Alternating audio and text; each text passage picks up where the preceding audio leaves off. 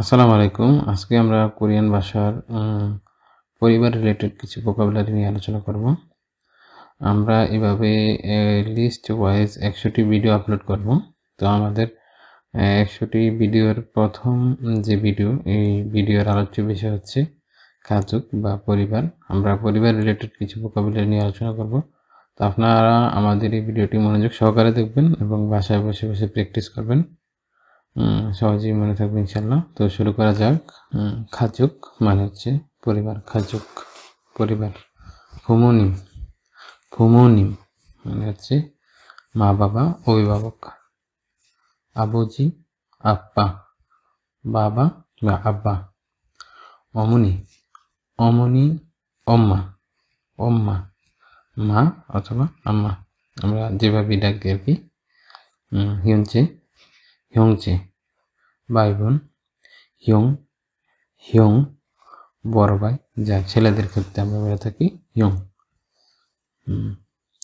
এরপরে রয়েছে Oppa Oppa বড় ভাই, মেয়েদের ক্ষেত্রে নুনা নুনা বড় বোন, ছেলেদের ক্ষেত্রে অন্নি অন্নি বড় বোন, মেয়েদের ক্ষেত্রে নামদুংসেং নামদুংসেং ছোট ভাই, উভয়ের ক্ষেত্রে ইয়োদুংসেং ছোট বোন, উভয়ের ক্ষেত্রে আদুল আদুল পুত্র বা ছেলে, তাল তাল কন্যা বা মেয়ে।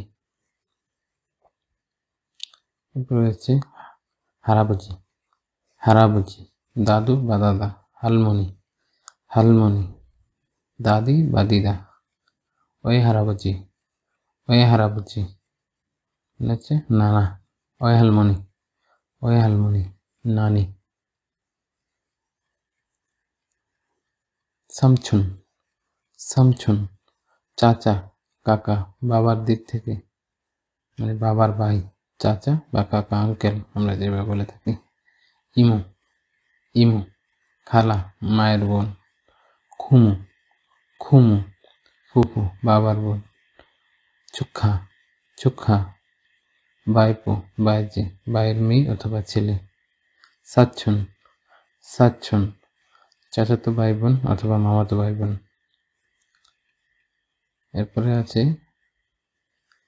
শিবুমুনি শিবুমুনি শ্বশুর শাশুড়ি, স্বামীর দিক থেকে। চাঙিন চাঙিন শ্বশুর, স্ত্রীর বাবা। চাংমু চাংমু শাশুড়ি, স্ত্রীর মা। শি আবুজি শ্বশুর, স্বামীর বাবা, ছেলের দিক থেকে। শিওমনি শাশুড়ি, স্বামীর মা। হিয়ংসু হিয়ংসু বড় ভাইয়ের স্ত্রী, যাকে আমরা ভাবি বলে থাকি।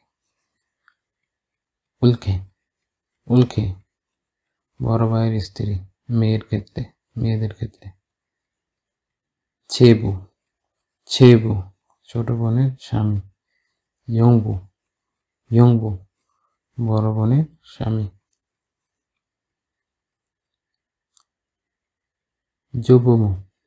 জবুমু দাদা দাদি, নানা নানি। ছানিও সন্তান। ফুবু দম্পতি।